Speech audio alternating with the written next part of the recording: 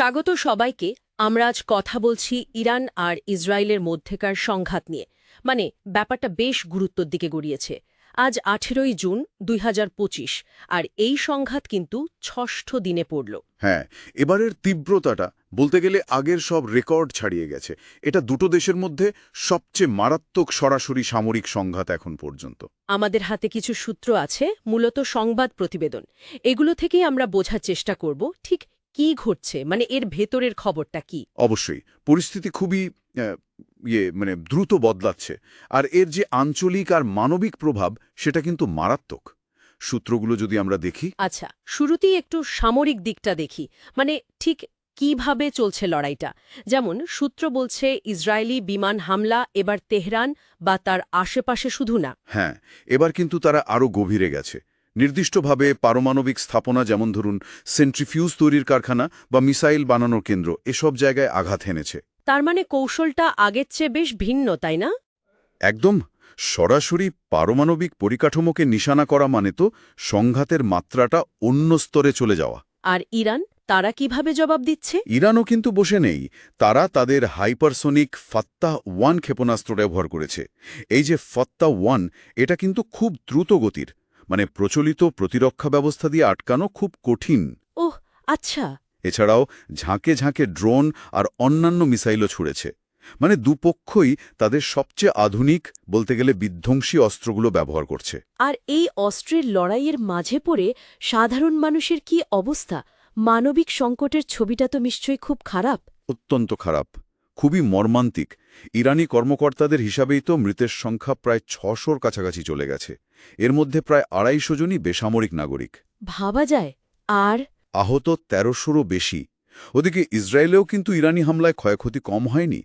সেখানেও ২ ডজনের বেশি মানুষ মারা গেছেন আর আহত শতাধিক। বাড়িঘরেরও ব্যাপক ক্ষতি হয়েছে। তেহরানের ভেতরের খবর কি? মানুষজন কি খুব আতঙ্কে আছে? হ্যাঁ, তেহরানে রীতিমতো আতঙ্ক ছড়িয়েছে। দোকানপাট বন্ধ, ফ্লাইট চলছে না। আর সবচেয়ে বড় ব্যাপার হলো মানুষজন শহর ছাড়ছে। প্রায় ১ লাখের বেশি বাসিন্দা এর মধ্যেই শহর ছেড়ে পালিয়েছে। এটা কিন্তু বিরাট সংখ্যা। এই চরম সামরিক উত্তেজনার পাশাপাশি রাজনৈতিক নেতাদের কথাবার্তাও তো বেশ গরম, তাই না? হ্যাঁ, একদম। যেমন ধরুন, আয়াতুল্লাহ খামেনি আমেরিকার নিঃশর্ত আত্মসমর্পণের যে চাপ, সেটা সরাসরি প্রত্যাখ্যান করেছেন। শুধু প্রত্যাখ্যান, নাকি কোনো হুঁশিয়ারিও দিয়েছেন?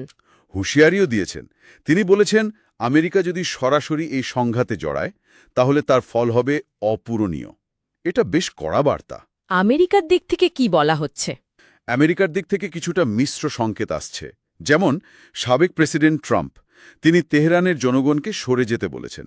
এর মানে কি তিনি হামলার ইঙ্গিত দিচ্ছেন? মনে হচ্ছে তাই। মানে ইরানের পারমাণবিক স্থাপনায় হামলার একটা পরোক্ষ ইঙ্গিত তো বটেই, যদিও তিনি সরাসরি ইরানের সরকার পরিবর্তনের কথা বলেননি। কিন্তু এই ধরনের কথাবার্তা পরিস্থিতিকে আরও জটিল করে তুলছে। আচ্ছা, সামরিক শক্তির ভারসাম্যের দিকটা যদি একটু দেখি, মানে কে এগিয়ে আছে বলে মনে হচ্ছে? ইসরায়েল তো দাবি করছে তারা আকাশপথে প্রায় নিয়ন্ত্রণ প্রতিষ্ঠা করে ফেলেছে। হ্যাঁ, ইসরায়েল দাবি করছে তারা আকাশপথে একরকম আধিপত্য বিস্তার করেছে, আর ইরানের পারমাণবিক এবং মিসাইল পরিকাঠামোর বেশ বড় ক্ষতিও করেছে। শোনা যাচ্ছে সাম্প্রতিক হামলায় তারা ৫০টারও বেশি যুদ্ধবিমান ব্যবহার করেছে। ৫০টার বেশি? এটা তো বিশাল সংখ্যা। ঠিক। ইসরায়েলের প্রযুক্তিগত সক্ষমতা, বিশেষ করে আকাশপথে, সেটা নিয়ে প্রশ্ন নেই। কিন্তু ইরানের মিসাইল ভাণ্ডারও কিন্তু একেবারে ছোট নয়। তারা কি এখনো হামলা চালাতে পারছে? হ্যাঁ, এত চাপের মুখেও তারা কিন্তু ইসরায়েলের ভেতরে টার্গেটে হিট করতে পারছে। অবশ্যই ইসরায়েলের আয়রন ডোম প্রতিরক্ষা ব্যবস্থা সক্রিয় আছে, যেটার রকেট হামলা ঠেকায়। হ্যাঁ, মূলত রকেট বা কমপাল্লার মিসাইল ঠেকাতে। কিন্তু এই যে হাইপারসনিক বা দূরপাল্লার ব্যালিস্টিক মিসাইল, সেগুলোর বিরুদ্ধে আয়রন ডোম কতটা কার্যকর তা নিয়ে কিন্তু প্রশ্ন থেকেই যায়।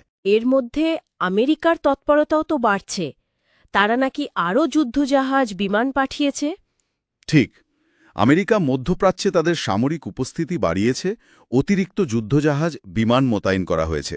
আর এর জবাবে ইরানও খুব স্পষ্ট করে বলে দিয়েছে, আমেরিকার যে কোনো সরাসরি সামরিক অংশগ্রহণ মানেই হবে সর্বাত্মক যুদ্ধ। সব মিলিয়ে তো পরিস্থিতি খুবই ঘোলাটে। আন্তর্জাতিক মহল কি করছে? তারা কি চুপচাপ দেখছে? আন্তর্জাতিক প্রতিক্রিয়া কিছুটা মিশ্র। আর বেশ সতর্ক। মানে কেউ হুট করে কোনো একদিকে ঝুঁকে পড়তে চাইছে না। যেমন পাকিস্তান তাদের সীমান্ত বন্ধ করে দিয়েছে, নিজেদের নাগরিকদের সরাতে শুরু করেছে। আর ইউরোপ?